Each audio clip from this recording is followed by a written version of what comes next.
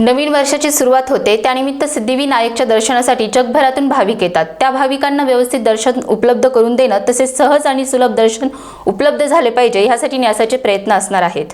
थोडी जागा अपुरी असल्याने विशेष काळजी घेत आहोत।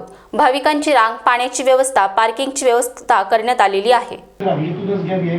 आम्ही सगळ्या व्हीआयपींना विनंती करू की आपण सगळ्यांनी रांगेतनंच दर्शन घेऊया। एका कुठल्या व्हीआयपीसाठी ती रांग थांबवली जाते आणि त्यामुळे भक्तांना खूप त्रास होतो अशा तक्रारी आहेत। आमचा हाच प्रयत्न राहील की रांग थांबवली जाणार नाही।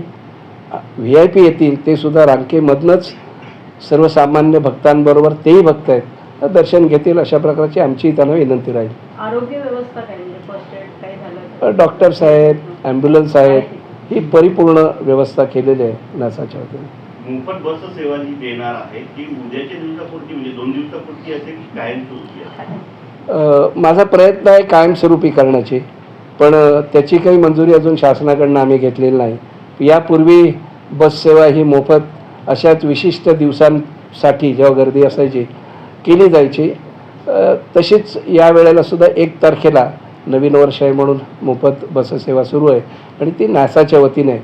माझा हाच प्रयत्न आहे की या ठिकाणी BSTच्या वतीने तशा प्रकारचं मी जाऊन चेअरमनना भेटलोही आहे। त्यांनी मला एक 8-10 दिवसात मी बसेस उपलब्ध करीन अशा प्रकारचं आश्वासन दिलं आहे आणि मला असं वाटतं या मार्गावरती अशा प्रकारच्या बससेवासुद्धा आपण सुरू करू। सर कितनी बसेस का आप लोग